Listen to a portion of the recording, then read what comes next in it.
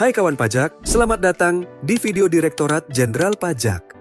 Dalam video ini, kita akan membahas bagaimana cara melaporkan SPT masa PPN untuk PKP pedagang eceran dan PPN atas kegiatan membangun sendiri pada Kortex. PKP pedagang eceran wajib melaporkan seluruh penyerahan dengan faktur pajak yang digunggung di dalam SPT masa PPN. Sementara itu, PPN atas kegiatan membangun sendiri dikenakan atas kegiatan membangun bangunan oleh orang pribadi atau badan untuk digunakan sendiri atau pihak lain. Perlu kami informasikan bahwa Kortex kini menawarkan fleksibilitas dengan dukungan dwibahasa, bahasa Indonesia, dan bahasa Inggris. Tutorial kali ini akan memandu Anda menggunakan antarmuka berbahasa Inggris. Perlu kami tekankan bahwa informasi yang kami sampaikan dapat mengalami perubahan seiring dengan perkembangan ketentuan perpajakan terbaru dan proses pengembangan berkelanjutan sistem Kortex. Jadi, sudah siap pelajari cara baru lapor SPT PPN di Kortex? Mari kita mulai bahas langkahnya bersama-sama. Langkah pertama adalah masuk ke portal wajib pajak.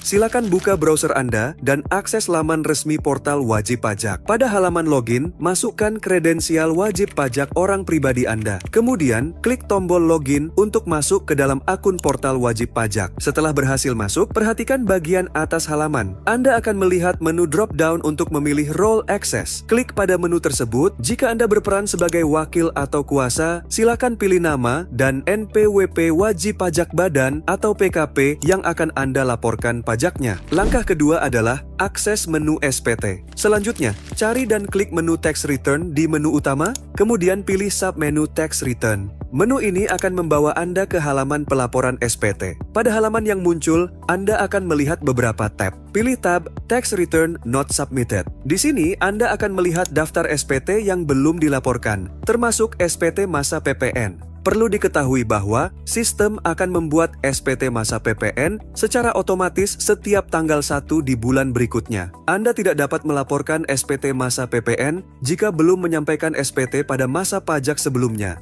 Cari baris yang menunjukkan SPT untuk periode yang ingin Anda laporkan. Pada baris SPT PPN yang ingin Anda laporkan, klik tombol View di kolom sebelah kiri. Ini akan membuka halaman detail SPT yang akan Anda isi dan laporkan. Langkah ketiga adalah pengisian formulir SPT. Sebelum mulai mengisi, mari kita pahami terlebih dahulu struktur formulir SPT masa PPN.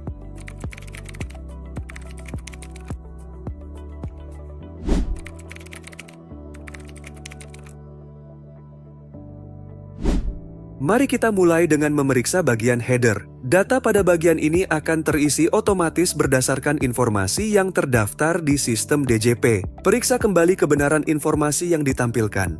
Gulir ke bawah ke bagian 1, penyerahan barang dan jasa. Data pada bagian ini terisi otomatis dari lampiran A1 dan A2. Namun, bagi Anda PKP pedagang eceran, Anda perlu melaporkan seluruh penjualan yang menggunakan faktur pajak yang digunggung. Untuk mengisi data penyerahan dengan faktur pajak yang digunggung, ikuti langkah-langkah berikut. Klik Upload XML pada bagian A nomor 5. Unduh format file pada menu Download Template. Isi template tersebut dengan data penjualan Anda. Unggah file XML yang telah terisi dengan mengklik Add to Existing Data. Data yang berhasil terunggah akan muncul di kolom dasar pengenaan pajak dan PPN. Jika Anda ingin mengubah isian, klik Upload XML, kemudian Replace with New Data. Untuk menghapus isian, klik Uploaded Files, lalu pilih Remove. Silakan lakukan langkah yang sama jika ada data penyerahan dengan faktur pajak pedagang eceran yang PPN atau PPNBM-nya mendapat fasilitas pada bagian A nomor 9.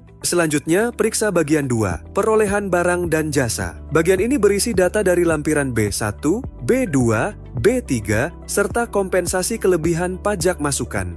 Selanjutnya perhatikan bagian 3, penghitungan PPN kurang lebih bayar. Bagian ini merupakan hasil perhitungan dari bagian-bagian sebelumnya. Pastikan jumlah yang harus dibayar sudah sesuai. Selanjutnya, bagi Anda PKP yang terutang PPN atas kegiatan membangun sendiri, silakan isi bagian 4, PPN atas kegiatan membangun sendiri. Di sini, Anda perlu mengisi nilai dasar pengenaan pajak, yaitu jumlah biaya yang dikeluarkan untuk membangun bangunan, tidak termasuk harga tanah untuk periode masa pajak terkait.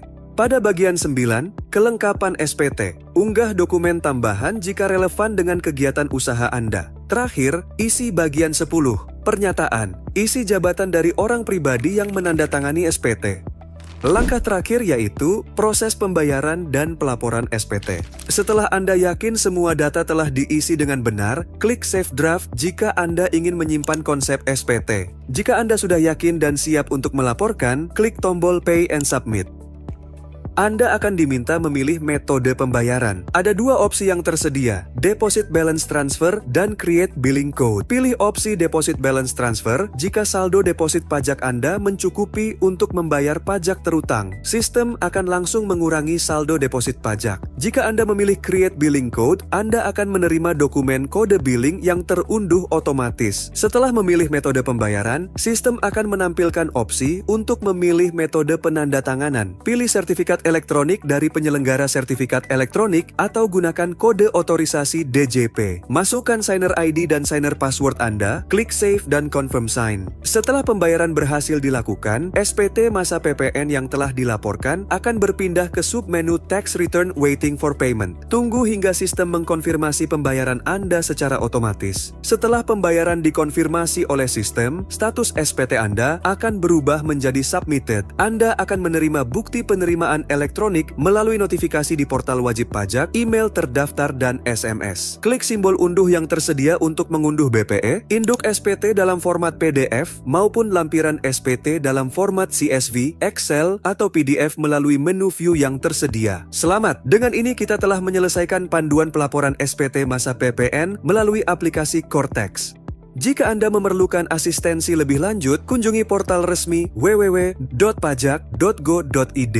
Hubungi Kring Pajak 1500-200 untuk konsultasi langsung dan subscribe YouTube channel Ditjen Pajak RI untuk mendapatkan update regulasi dan tips perpajakan lainnya. Pajak kuat, APBN sehat.